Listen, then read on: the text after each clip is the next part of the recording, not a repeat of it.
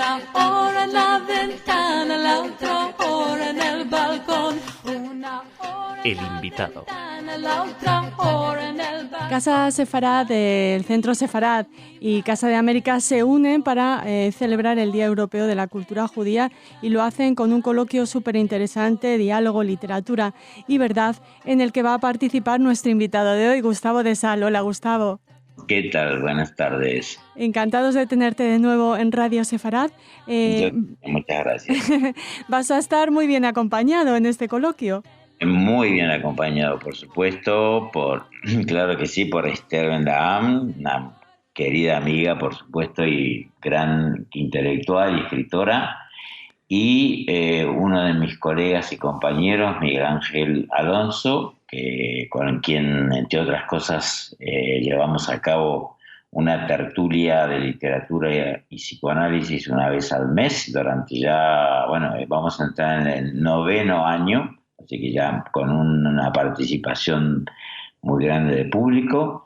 Así que, creo que el miércoles será un diálogo bastante fecundo y esperemos estar a la altura de un acontecimiento tan importante como ese día, por supuesto.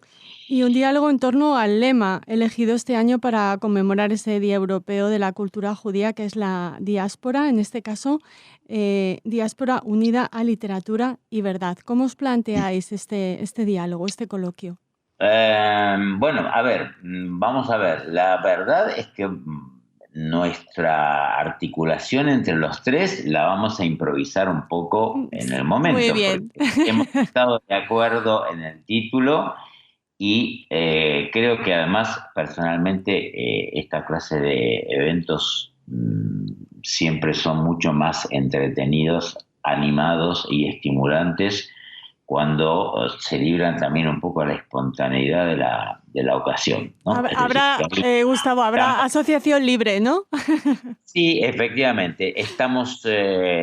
Nos hemos puesto de acuerdo en cuanto a un tema y a partir de allí, cada uno, no sabemos muy bien qué es lo que el otro va a decir, así que esa va a ser una oportunidad precisamente para poder dialogar.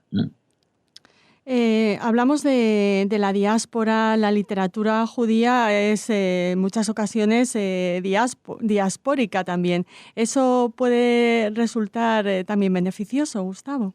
Por supuesto que sí.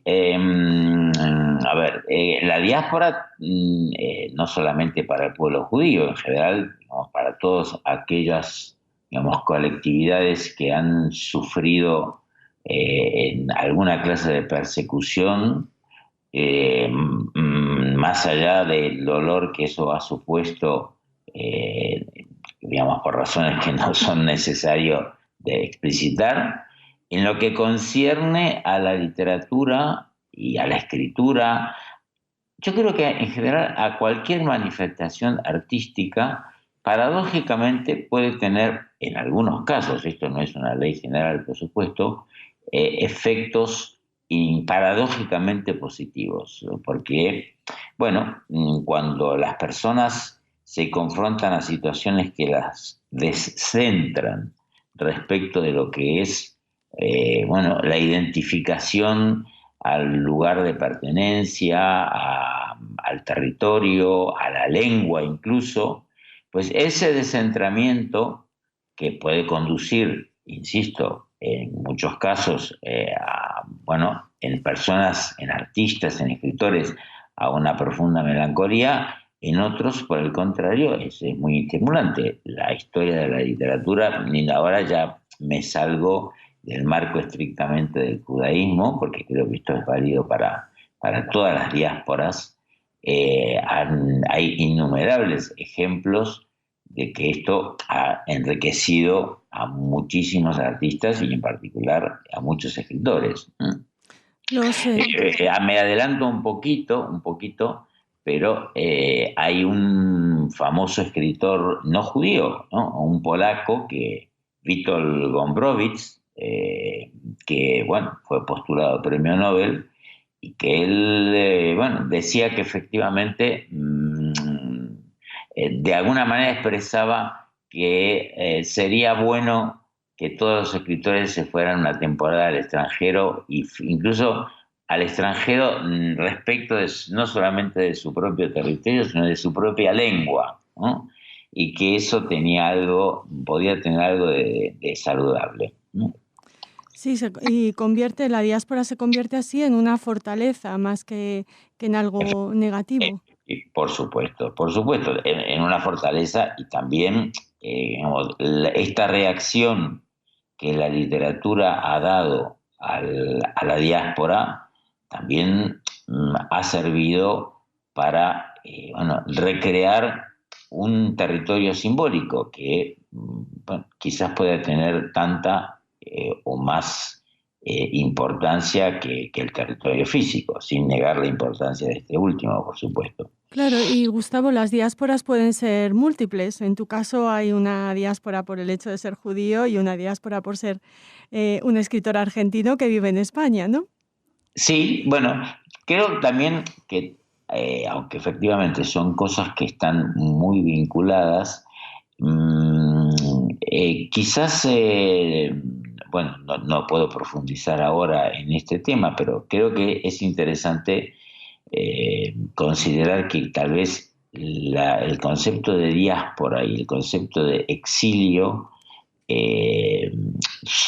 guardan, por supuesto, muchos puntos de contacto, pero no son equivalentes, ¿no? Es decir, el exilio tiene más que ver con el sujeto a título individual. La diáspora creo que es un exilio, pero que afecta a una colectividad, ¿no? O sea, tiene algo numéricamente, algo masivo, y eso numérico al mismo tiempo se traduce en efectos muy particulares. Es decir, no es lo mismo el exilio de Joyce que la diáspora de los irlandeses a principios del siglo pasado como efecto de la tragedia hambre, ¿no? Que hubo en ese país por las pestes, todos los que lo llevaron a los Estados Unidos, etc. Entonces, diáspora y exilio guardan muchos puntos de consonancia, pero creo que también no soy, por supuesto, además no tengo los conocimientos suficientes para plantearlo, pero creo que efectivamente no son equivalentes. Entre otras cosas porque, el exilio, la diáspora es forzada, el exilio puede ser voluntario. Uh-huh. Vuelvo al caso de Joyce, es decir, nadie lo expulsó a Joyce, él se fue porque quiso. Nadie lo expulsó hay muchísimos poetas que Rimbaud no fue expulsado de Francia, él se exilió porque quiso. Pero sí, muchos han sido perseguidos. Hay una literatura. Por supuesto. Después ya tenemos el tema, es decir, de cómo el concepto de persecución puede efectivamente ser un elemento que atraviesa transversalmente la idea del exilio, de la diáspora, por supuesto. Y en ese sentido, sí, la persecución también ha tenido efectos paradójicamente a veces positivos en las manifestaciones artísticas y en concreto en la literatura. Me adelanto también, quiero referirme a Leon Blum, que es, uno de los filósofos, me he confundido de cita mal, a Leo Strauss, ¿no? Que tiene una obra muy importante que le dio una celebridad mundial, ¿no? Que es Persecución y el arte de escribir. Es uno de los ensayos más importantes que se han escrito en la década de los años 50 sobre este tema, ¿no? De cómo la persecución ha dado origen a un arte particular de escritura, ¿no? Que es lo que él llamaba la escritura entre líneas. Bueno, a mí me interesa destacar este tema, ¿no? Porque creo que efectivamente si forzamos un poco la idea de la persecución, efectivamente a la conclusión a lo que llegamos es que el arte es algo que no convive bien con el confort y el principio del placer. No convive bien quiere decir que efectivamente hay algo del dolor, no necesariamente de la persecución en el sentido en que lo entendemos habitualmente, pero es decir, arte y felicidad y placer son dos cosas que no se llevan del todo bien. Con esto no quiero decir que para ser un artista haya que ser un infeliz, ni que todo infeliz tenga por sí mismo las condiciones de ser un artista. Pero la experiencia nos muestra, digamos, que el dolor y el arte tienen más puntos de contacto que el arte y la felicidad. Sí, el dolor suele producir mejores obras, ¿no? Mejores obras al precio, lamentablemente, muchas veces de vidas muy trágicas.